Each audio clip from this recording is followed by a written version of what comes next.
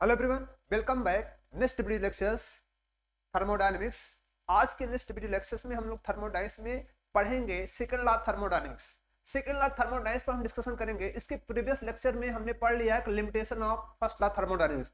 तो second law thermodynamics की क्या statement of second law thermodynamics, different statement of second law thermodynamics हम discussion करेंगे। जो फर्स्ट स्टेटमेंट है क्या कह रहा है? फर्स्ट स्टेटमेंट ये कह रहा है अकॉर्डिंग टू क्लैसियस। ये क्लैसियस का बहुत ही इंटरेस्टिंग स्टेटमेंट है। ये क्या कह रहा है? Heat can not flow itself from a colder body to hotter body without the intervention of the external work.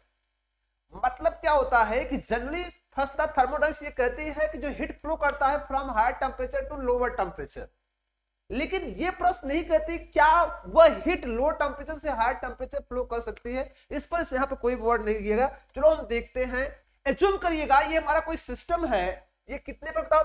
400 kelvin पर है, और ये हीट क्या होकर 400 केल्विन क्या है? 300 केल्विन है। तो ऑटोमेटिक जब इस दोनों को हम संपन्न करें, कंटेक्ट करेंगे, तो हीट का जो फ्लो होगा 400 केल्विन से किधर होगा बताओ? स्पॉन्टेनियस होगा, ऑटोमेटिक होगा। 400 केल्विन किधर? 300 केल्विन पर। और क्या होगा? आफ्टर कुछ समय ये दोनों टेम्परेचर क्या हो जाएंगे? इक्विलिब्रियम पर हो जाएंगे। तो इस समय ये प्रोसेस स्पॉन्टेनियस चल रहा है, higher temperature to lower temperature. लेकिन प्रश्न ये बनता है ये किस में जा रहा है? स्पॉन्टेनियस। क्या है ये? स्पॉन्टेनियस है। ये स्पॉन्टेनियस है। लेकिन एज्यूम करो अगर मैं आपसे ये प्रश्न कर रहा हूं कि यही टेम्परेचर हमारा क्या कर दिया जाए, ये टेम्परेचर हमारा कितना कर दिया जाए? 300 केल्विन, और ये क्या हो जाता है? 400 केल्विन।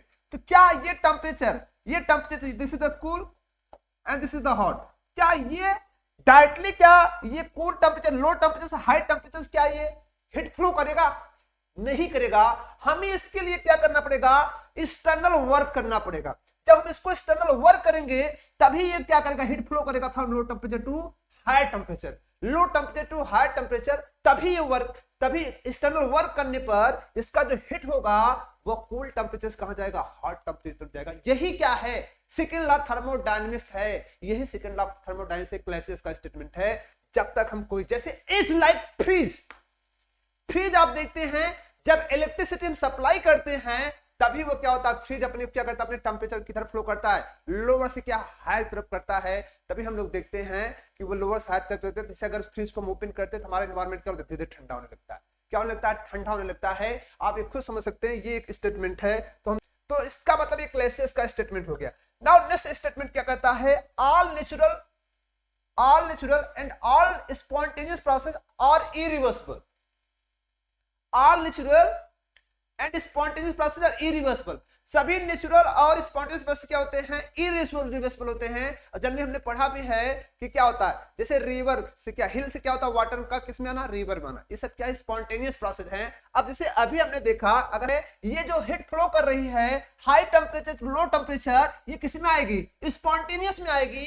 ये क्या होगी? स्पॉन्टेनियस में होगी। और ये नेचर में ऐसा होता रहता है, नेचर में ऐसा ऑटोमेटिक होता रहता है। लेकिन अगर हमें उसे नॉन स्पॉन्टेनियस बदलना है, तो नॉन स्पॉन्टेनियस ये है जैसे cool temperature to hot temperature. इसके लिए क्या करना पड़ता है? एक्सटर्नल एनर्जी सप्लाई करनी पड़ती है। जब एक्सटर्नल एनर्जी सप्लाई करेंगे तभी क्या करेगा? ये लोअर टेम्परेचर हीट के तरफ करेगा, हाई टेम्परेचर तरफ करेगा। तो ये जो प्रोसेस हमारा होगा किस में जाएगा?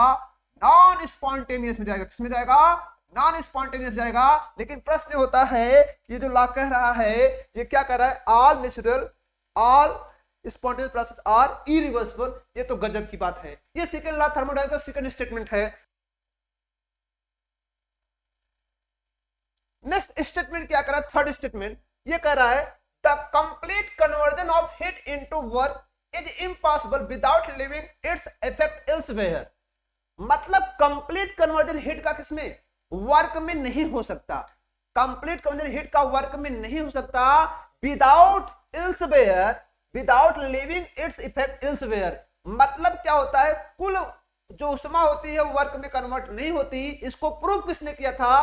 कार्नोट ने। और eta is equal to n1 minus T1 by T2, जिसको वर्ड में अगर लिखे तो ईटा इज इक्वल टू होता है 1 minus Q1 upon Q2 lower temperature और हाई टेम्परेचर। इसके रेफरेंस में अगर हम देखें ये कभी भी 100% वैल्यू नहीं आएगी, कभी भी 100% वैल्यू नहीं आएगी। इसका मतलब टोटल हिट जो होता है वर्क में कन्वर्ट नहीं होता, हिट टोटल वर्क कन्वर्ट नहीं होता। प्रूव करेगा ये कार्नोट का थ्योरम है। नेक्स्ट स्टेटमेंट हमारा ये कह रहा है कि the entropy of universe is always increases of every spontaneous process. जो एंट्रोपी होती है वो जनरल रैंडमनेस होती है। और सेकेंड लॉ का ये तो सबसे बेस्ट स्टेटमेंट है, जो एंट्रोपी ऑफ यूनिवर्स होती है वो ऑलवेज क्या करती है, इंक्रीज करती है। और जिसका फार्मूला होता है, जिसका फार्मूला ये होता है delta S is equal to Q reversible by T होता है। और मैं आपसे कहना चाहता हूं कि ये ऑलवेज क्या होती है, डेल्टा एस की जो वैल्यू होती है वो क्या होती है, पॉजिटिव होती है। क्या होती है, पॉजिटिव होती है for the spontaneous process. And this statement, इसी स्टेटमेंट को हम ऐसे लिख सकते हैं कि delta S is greater over equal Q reversible by T. This is the mathematical equation for the second law thermodynamics. ये सेकंड लॉ थर्मोडायनामिक्स का एक मैथमेटिकल इक्वेशन होता है